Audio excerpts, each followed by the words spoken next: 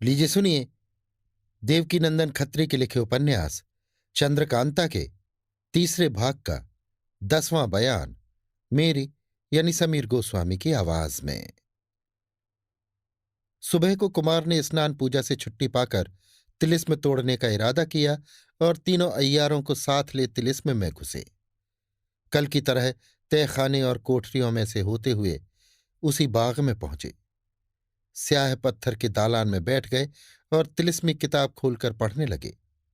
ये लिखा हुआ था, जब तुम तहखाने में उतरकर धुएं से जो उसके अंदर भरा होगा दिमाग को बचाकर तारों को काट डालोगे, तब उसके थोड़ी ही देर बाद कुल धुआं जाता रहेगा। स्याह पत्थर की बारहदरी में संगमरमर के सिंहासन पर चौखूठे सुर्ख पत्थर पर कुछ लिखा हुआ तुमने देखा होगा। उसके छूने से आदमी के बदन में सनसनाहट पैदा होती है, बल्कि उसे छूने वाला थोड़ी देर में बेहोश होकर गिर पड़ता है। मगर ये कुल बातें उन तारों के काटने से जाती रहेंगी, क्योंकि अंदर ही अंदर ये तहखाना उस बारहदरी के नीचे तक चला गया है और उसी सिंहासन से उन तारों का लगाव है जो नीचे मसालों और दवाइयों में घुसे हुए हैं। दूसरे दिन फिर धुएं वाले तहखाने में जाना, धुआं बिल्कुल न पाओगे। मशाल जला लेना और बेखौफ जाकर देखना कि कितनी दौलत तुम्हारे वास्ते वहां रखी हुई है।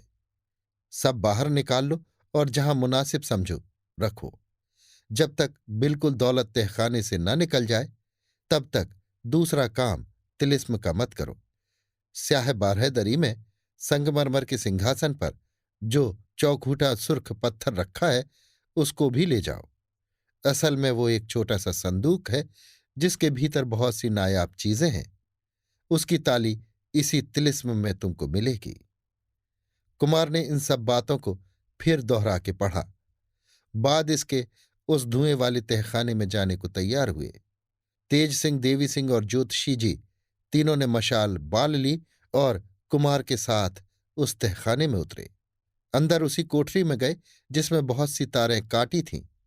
इस वक्त रोशनी में मालूम हुआ कि तारें कटी हुई इधर उधर फैल रही हैं। कोठरी खूब लंबी चौड़ी है। सैकड़ों लोहे और चांदी के बड़े बड़े संदूक चारों तरफ पड़े हैं। एक तरफ दीवार में खूंटी के साथ तालियों का गुच्छा भी लटक रहा है। कुमार ने उस ताली के गुच्छे को उतार लिया।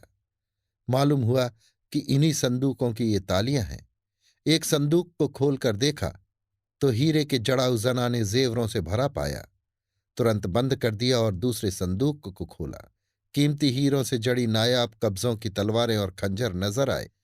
कुमार ने उसे भी बंद कर दिया और बहुत खुश होकर तेज सिंह से कहा, वाकई इस कोठरी में बड़ा भारी खजाना है। अब इसको यहां खोलकर देखने की कोई जरूरत नहीं। इन संदूकों को बाहर निकलवाओ, एक एक करते देखते और नौगढ़ भिजवाते जाएंगे। जहां तक हो जल्दी इन सभी को उठवाना चाहिए। तेज सिंह ने जवाब दिया, चाहे कितनी ही जल्दी की जाए, मगर 10 रोज से कम में इन संदूकों का यहां से निकलना मुश्किल है। अगर आप एक एक को देखकर नौगढ़ भेजने लगेंगे तो बहुत दिन लग जाएंगे और तिलिस्म तोड़ने का काम अटका रहेगा।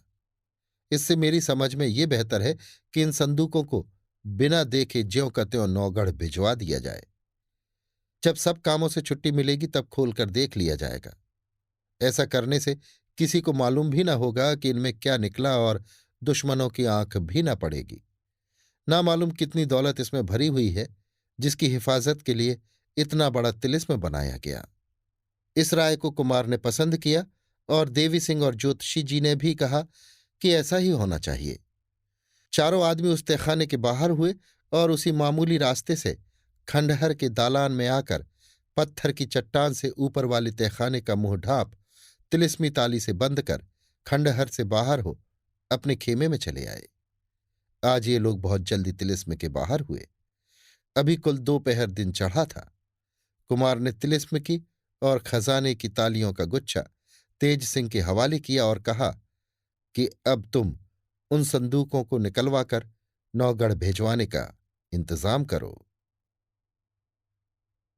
अभी आप सुन रहे थे देवकीनंदन खत्री के लिखे उपन्यास चंद्रकांता के तीसरे भाग का 10वां बयान मेरी यानी समीर गोस्वामी की आवाज में।